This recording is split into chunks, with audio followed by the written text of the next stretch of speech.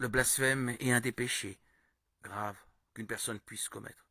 Malheureusement, nous voyons se produire tout le temps, dans les feuilletons, les films, les séries, la musique et aussi sur Internet. Voyez ce que Jésus a dit.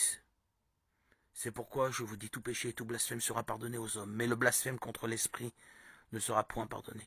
Quiconque parlera contre le Fils de l'homme, il lui sera pardonné, mais quiconque parlera contre le Saint-Esprit, il ne lui sera pas pardonné, ni dans ce siècle, ni dans le siècle à venir.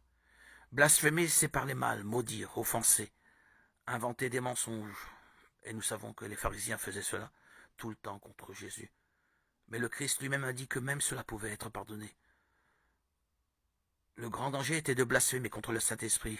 Vous savez pourquoi? Parce que le rôle du Saint-Esprit est de convaincre l'homme du péché et de le conduire à la repentance. Et pour être sauvé, une personne doit se repentir de ses péchés.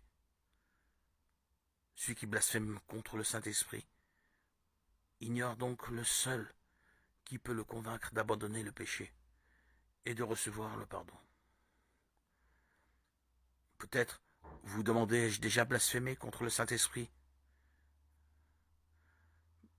Mon cher frère, ma chère sœur, si vous êtes repentant, alors vous n'avez pas blasphémé contre le Saint-Esprit. Celui qui blasphème contre le Saint-Esprit ne se sent pas mal ou coupable et n'a pas l'intention de changer sa vie. Jésus a clairement indiqué qu'il ne rejette jamais ceux qui viennent à lui. Confessez donc vos péchés au Seigneur et vous recevrez le pardon.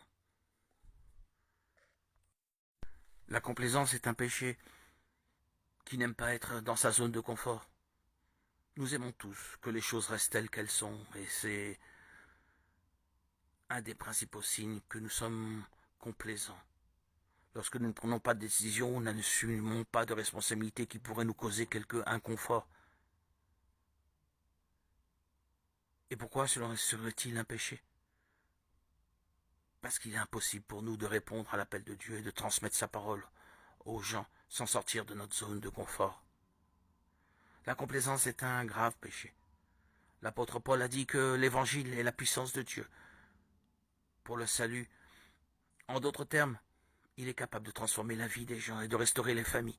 Mais lorsque vous êtes complaisant, au lieu de ressentir le désir de partager l'amour de Dieu, vous vous contentez simplement d'aller à vos belles assemblées et de penser que vous avez accompli votre rôle de chrétien.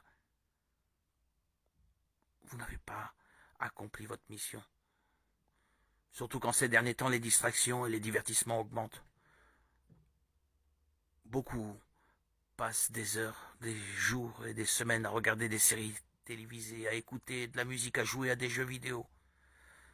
Beaucoup de personnes traînent avec des amis sans même réaliser que Jésus pourrait revenir à n'importe quel moment. Il est important pour vous de réaliser qu'il faut surmonter la complaisance et lutter contre votre chair. Vous unir à des personnes qui marchent avec Dieu. Voyez ce que dit la Bible.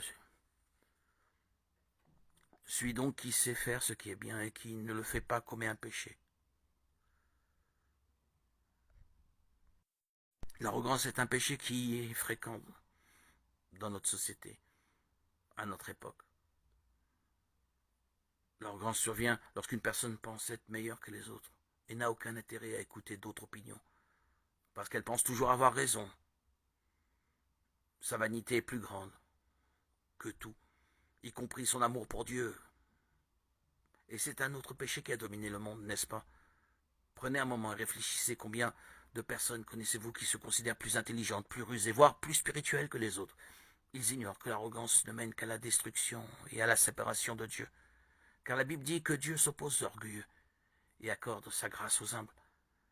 Par conséquent, frères et sœurs, nous ne devrions jamais être arrogants, car Jésus est sur le point de revenir, et seuls ceux qui ont l'humilité de reconnaître qu'ils ne sont rien sans sa grâce et sa miséricorde seront sauvés.